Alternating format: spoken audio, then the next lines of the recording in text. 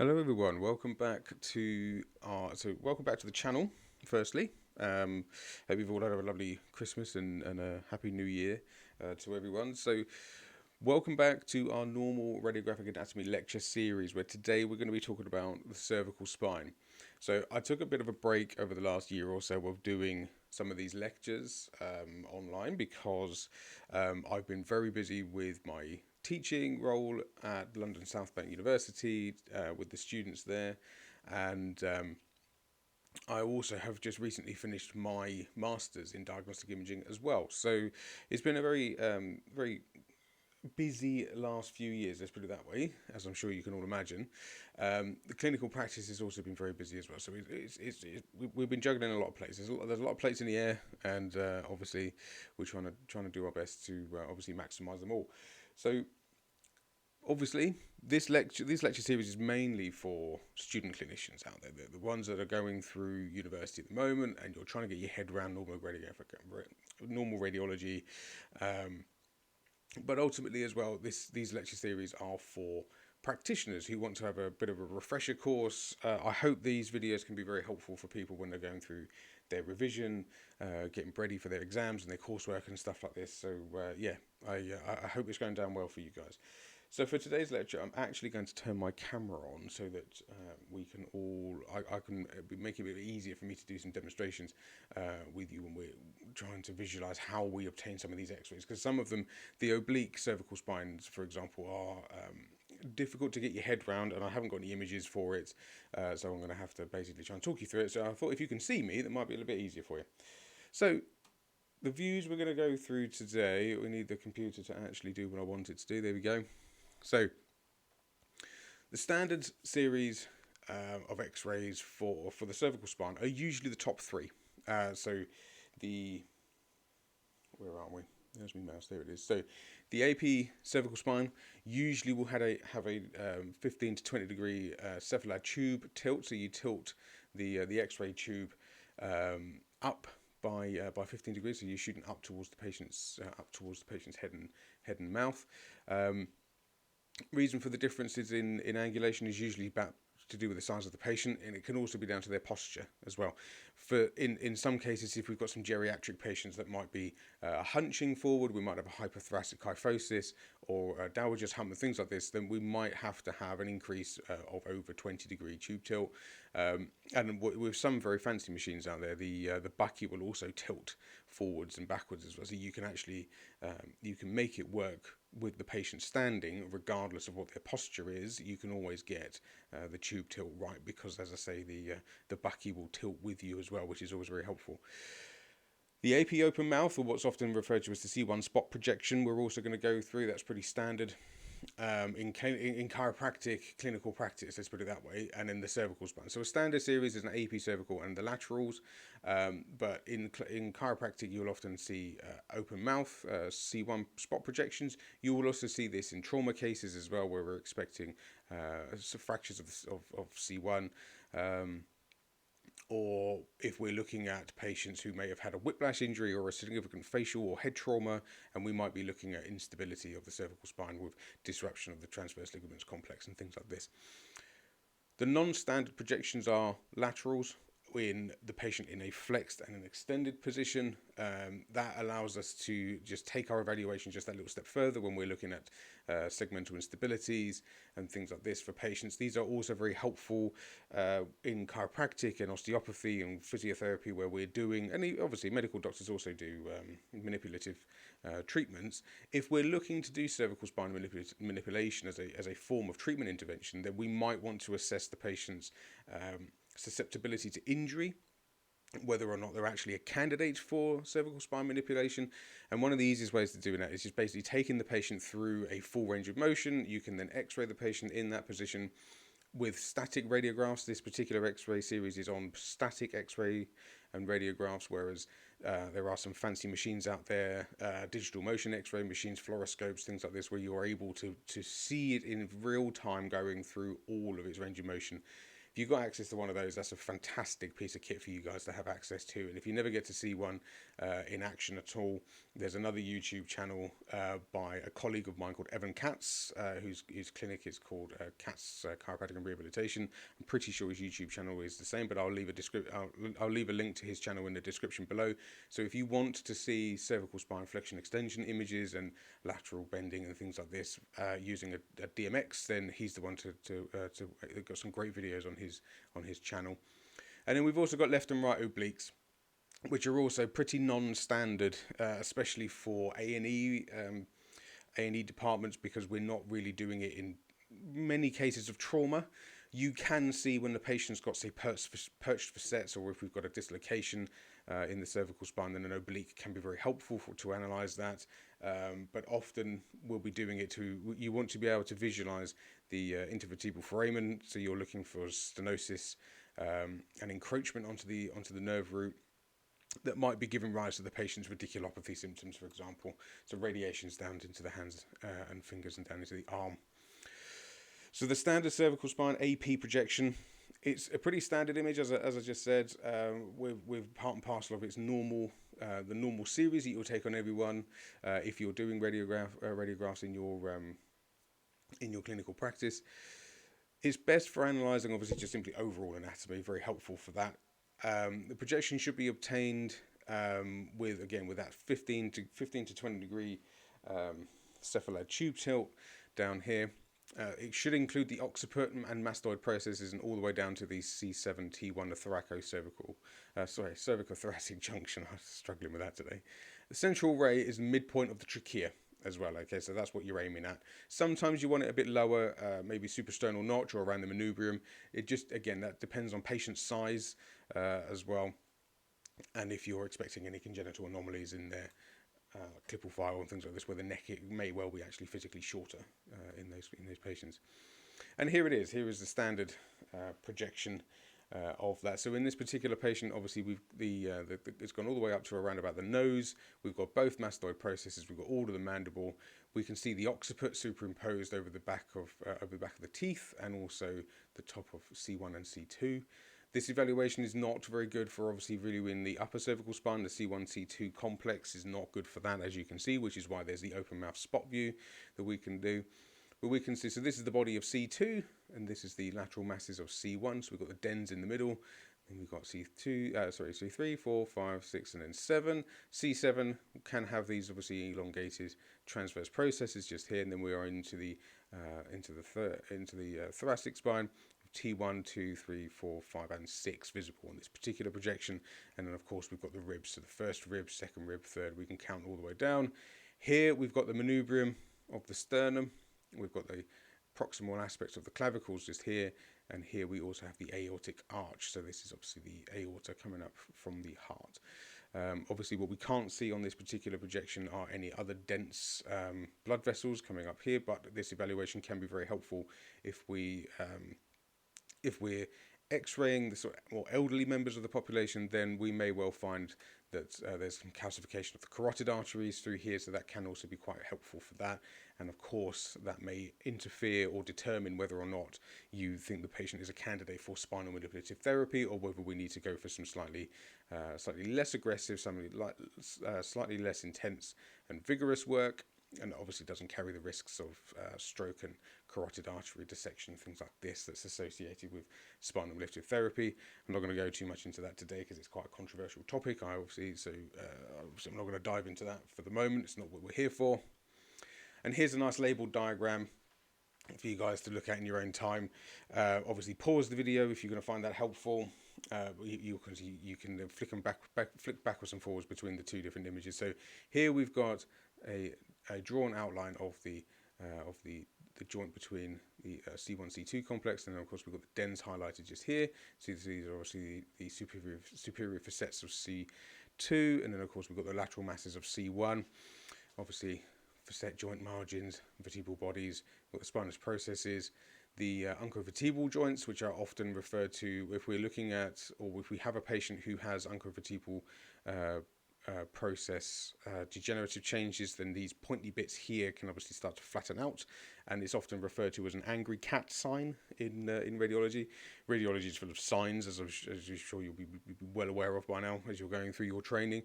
So angry cat sign means we've got intervertebral process degenerative changes where they're starting to flatten out and elongate, and this is where the intervertebral foramen lives, just here. So you can't really see, obviously the IVFs you can't see properly on the A to P or the lateral projections, which is where the obliques come in.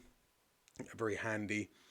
Then we've got the transverse process of C1 and of course the transverse process of C2. So, and before we get down to the ribs, so lots of anatomy going on here, lots of important anatomy as well. So yeah, very, very helpful when we get this projection right. So the lateral projection is again a standard projection, great for viewing overall anatomy of the cervical spine. You can also see the hyoid bone correctly, and of course if we're looking to evaluate the trachea, and not that you can necessarily see the esophagus properly, it's not like it's a big open space. It obviously flattens out against the cervical spine when the patient's not eating.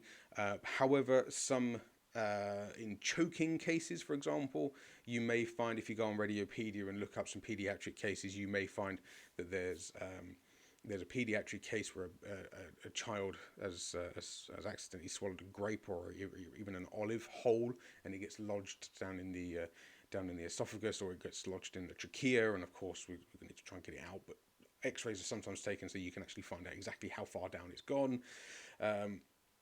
And also, you'll also find a few images on Radiopedia that have also got a fishbone that's been swallowed as well. So, and you can see it further down in the esophagus as well. So, and sometimes you'll take lateral projection X-rays for that type of evaluation as well.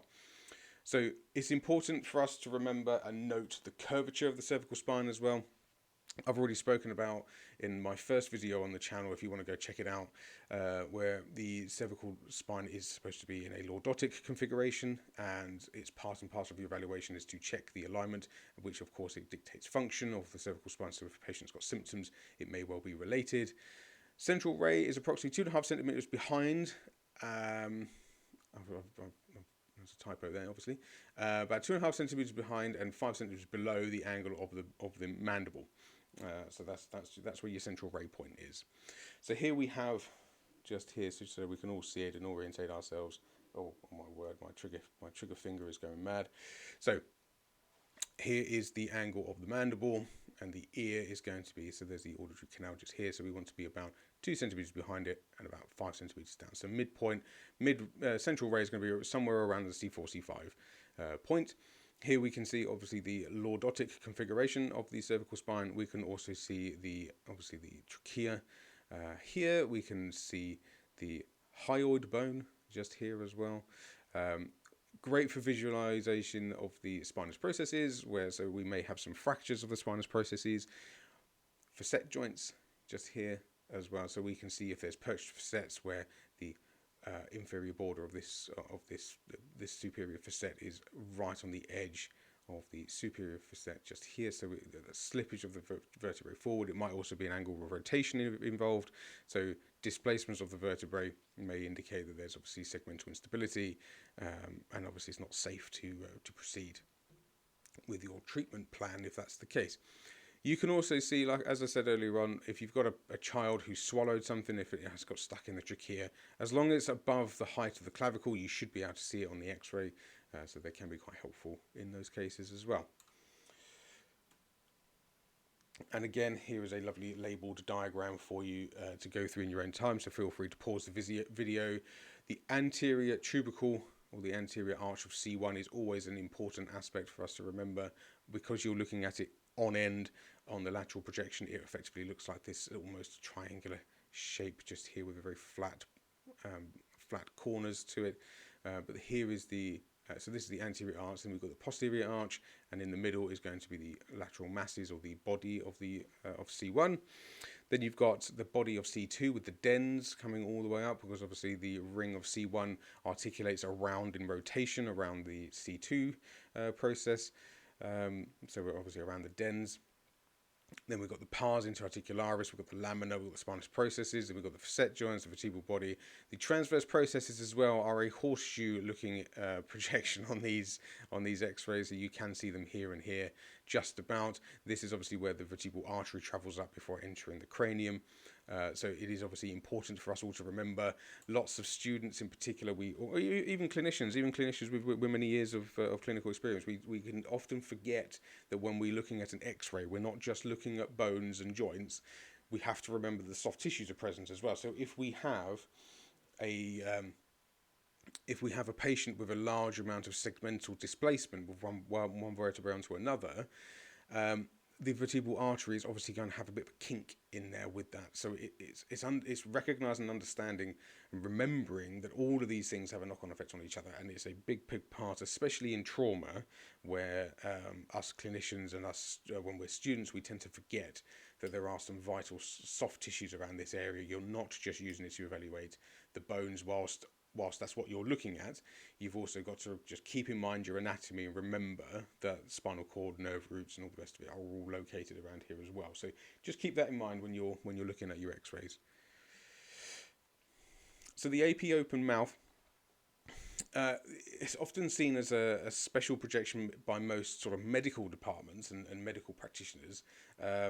Unless you're looking at a trauma evaluation. So if you're expecting a Jefferson's fracture, a burst fracture of C1, then quite often you wouldn't necessarily do an AP open mouth X-ray. You would, if you want to look at the upper cervical spine complex, then quite frequently you would actually do a CT scan. Very, very helpful for evaluating those patients because you can clearly see all of C1 as a whole, and rather than just simply looking at the lateral masses. So it has been shown to be very, very helpful, CT scans, for evaluating patients with upper cervical instability and, of course, Jefferson's fractures, because you see it properly. But in chiropractic clinical practice, for example, we don't really have access to CT scans very often, so we've got to use what we've got. So using an X-ray machine is perfectly capable of doing this. Certain chiropractic technique systems as well, so specific techniques such as NUCA, which is the National Upper Cervical Chiropractic Association. The NUCA practitioners and CBP practitioners will often do AP open mouth projections when you're evaluating those patients who have had whiplash injuries, or if you're suspecting ligamentous damage of the C1, C2 complex, then you want to assess for stability. It can also be helpful for evaluation of those patients to check for obviously safety of cervical spine manipulation as well. So the central ray is the lower aspect of the incisors directly into the open mouth.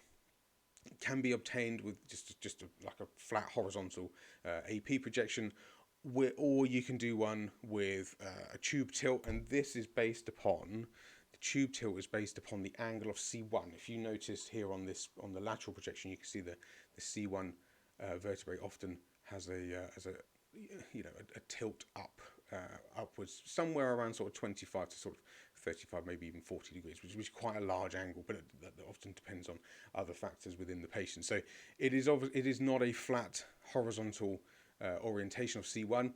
However, again, in some patients where if we have been injured, or if the patient can't stand naturally because of the pain, you may have to alter your technique for obtaining the AP open mouth. So sometimes there will be a tube tilt, either cephalad, if the patient is unable to maintain horizontal posture, or you will have to have a caudad tilt, so you're actually shooting down, because obviously the angle of C1 is up, so you're looking to shoot straight down. So the patient has their mouth open, and a slight tube tilt to shoot straight down through C1 is often helpful as well.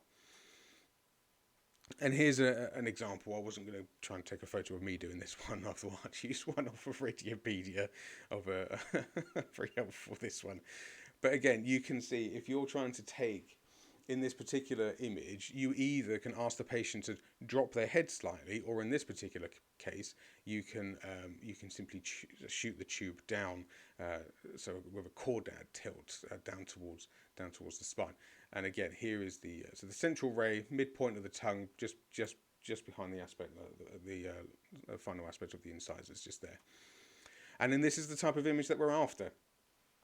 So we can clearly see the dens we can clearly see the lateral masses of C1. We can see the anterior and posterior arches are superimposed on top of each other.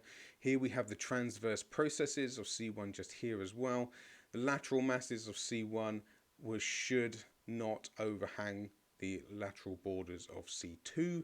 If it does, so if the lateral aspect of the lateral mass of C1 is somewhere over here and it's overlying the outside of the lateral aspect of the body of C2, then we probably have a Jefferson's fracture in there, especially if this side's normal and this side is the one that's shifted. Then we're going to have a burst fracture somewhere around the ring of C1 that allows the weight of the head and brain will just push that lateral mass away from its normal articular surface. So here is obviously the superior facet of C2, inferior facet of the body of C1. Here's the spinous process of C2, and of course we've got the teeth, we've got the mandible. Very, very important one to look at for this when you're going through your anatomy.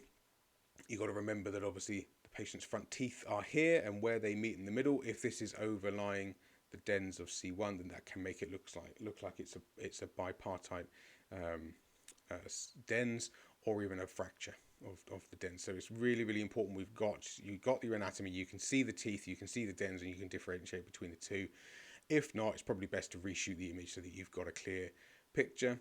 This particular patient also has lots of fillings in their teeth as well, so that's what these white bits here are. Obviously metal on an x-ray will show up very bright. There's a much denser material than everything else around it, so it will show up bright. So these are all fillings in this patient's mouth. So bit of controversy, especially within the chiropractic literature and the chiropractic profession. You can obtain an AP cervical and an AP open mouth within the same projection, so it's combined within the same image. Great thing about doing that is ultimately it reduces the number of images you have to take of the patient, so you can get it's usually from around just below the nose or the obviously the aspect of the top teeth, and you'll have a very long field of collimation down. If I find my place, so it's from the upper teeth down to possibly the xiphisternum, or maybe mid part of the sternum, so you can actually get a cervicothoracic image all in the same projection. And with the patient's mouth open, you will also get a clear shot through the dens, because of the diversion of the X-ray beam as it's traveling away from the tube and towards the patient. Obviously, it diverges away, so you will actually be able to get a really good image of an AP open mouth, the cervical spine, and the upper thoracic spine all in one image, which is great when you're planning your treatment methods, or if you're looking to evaluate the patient who's had a trauma.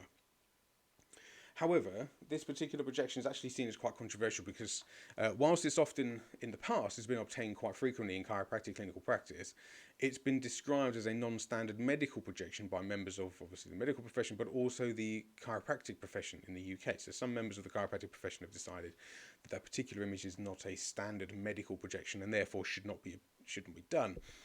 However, and this is where I'm going to get a little bit controversial with people, if we're looking at protecting the patient, reducing ionizing radiation and things like this, then if we're going to follow the ALARP or the ALARA principles, which is as low as reasonably practical or low as reasonably achievable, to reduce risk of ionizing radiation to the patient, then to obtain something in one image as opposed to taking potentially 2 or even 3 projections, surely that's better for the patient rather than even if it is a non-standard projection, surely if that's what we're after, then that is as low as reasonably achievable, isn't it? You can achieve what you can do in 3 images in 1.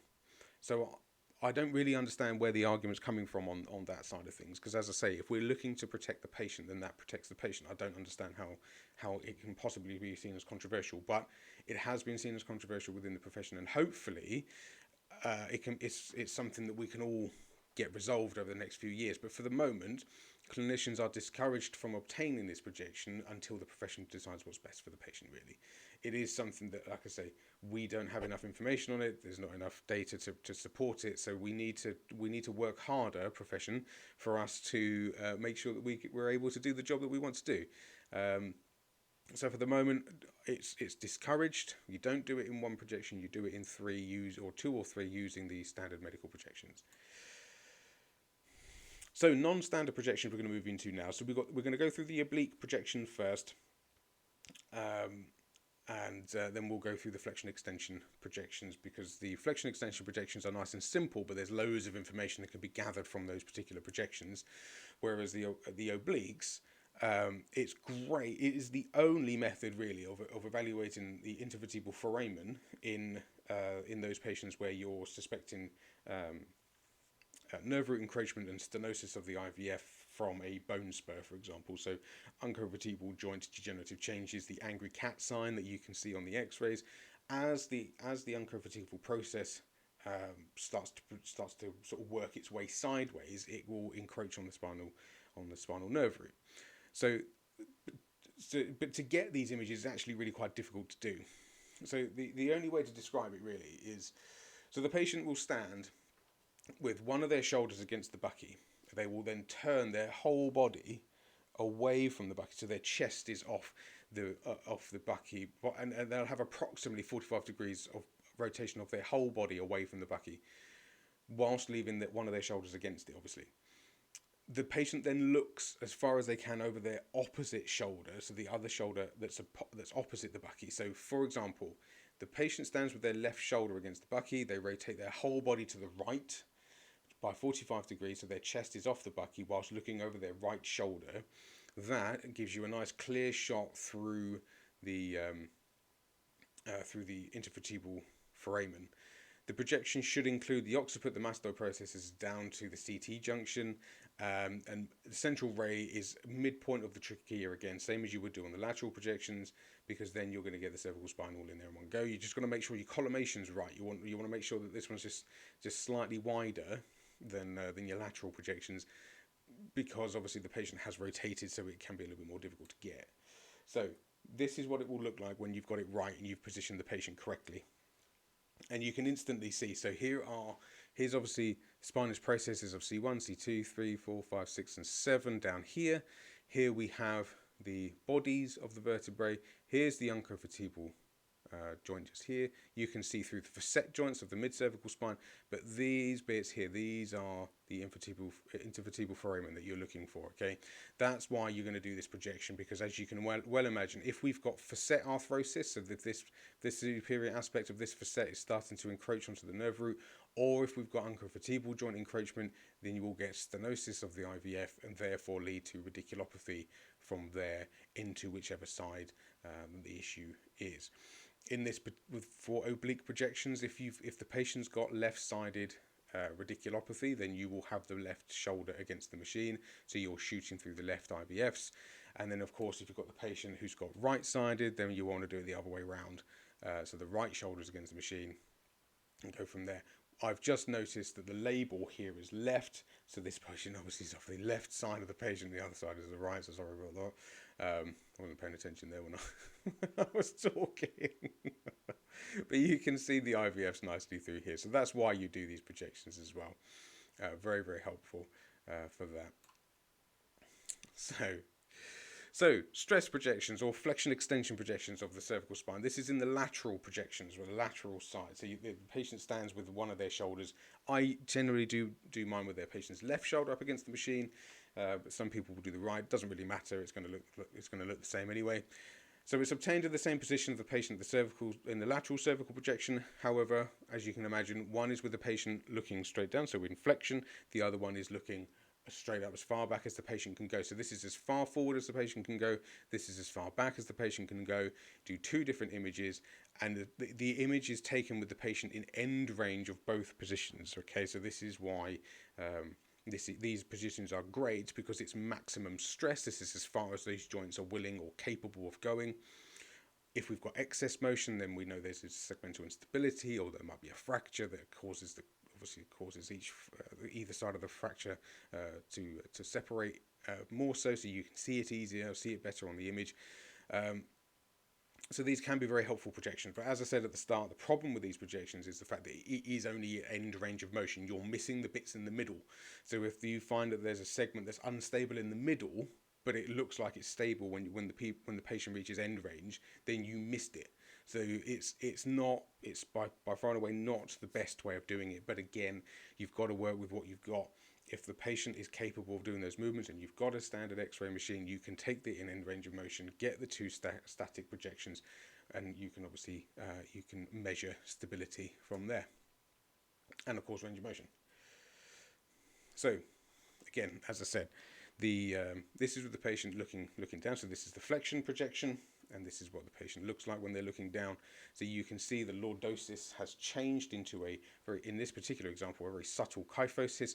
Some people are more mobile than others. You'll obviously have patients who may have connective tissue disorders like Ehlers-Danlos syndrome, or they might have Marfan syndrome. So we may have those patients that are hypermobile, so you're going to get more kyphotic configuration after this than this patient has, but that's where you can highlight George's line, which is the obviously posterior body margins of all of the vertebrae, and you're looking for anterior or posterior displacement of one vertebra on top of another that's greater than 3.5 millimeters. That number was given by Punjabi and White in their textbook. It's still used today. So that's how you'd measure stability. I will be going, so obviously this is normal radiographic anatomy, guys. I will be going through trauma ones, and we'll go through abnormals and things like this over the coming few weeks to months, or even years. So yes, this is what that's the patient in flexion, and of course, as you can well imagine, this is the patient in extension. The patient's looking up as far back as they can, and this is what it looks like. So in this particular projection, we can see we've got a hyperlordosis, so the patient is capable of quite a large amount of motion here. For me, this particular vertebrae, if we highlight George's line from C2 and C3, between C3 and C4, we've actually got a step backwards. So that needs to be measured. We take the posterior tangent here, and we measure the displacement distance from those two, from the inferior body corner of in this case it'll be C3, and we measure the distance, and we see whether or not it's greater than that 3.5 millimeter cutoff, like I say, by Punjabi and White.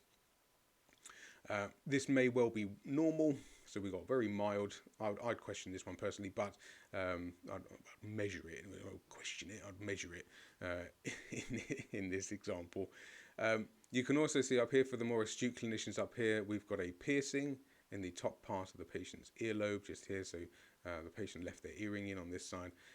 So whether or not that was basically, some patients, it might be a fresh piercing, we can't get it out, or it might be a dodgy clasp at the back, so you can't get it off either. In some cases, then you will have to leave nose piercings, tongue piercings, ear piercings, stuff like this. They may well be visible on the projection as well. Perfectly fine. It's not obscuring really any anatomy. It's quite small, so we don't need to worry too much about that, but limit that as best you can, especially you students that are going through your exams. Make sure you pick up on the fact that there is a metallic artifact on this particular projection, and obviously label it as most likely an earring.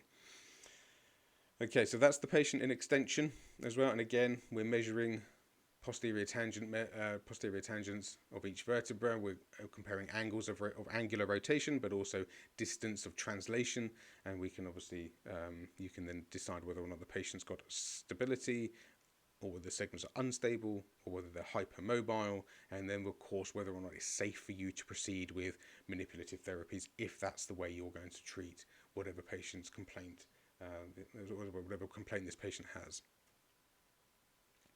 So thank you very much for your attention. That's the end of the cervical spine lecture for today. It's only a short one, nice and simple, nice and easy. Hope you find it helpful. Obviously, go back, look over it in your own time. Obviously, pause the video, keep having a look into it. Obviously, like the video, and if you can subscribe to the channel, that'd be fantastic. It will boost our impact on the platform, and help us all out and get more and more students involved, and of course help everyone with their revision is basically the goal, isn't it? So I will leave you with it for today, and I look forward to seeing you all in the next one. Take care of yourself, guys. All the best.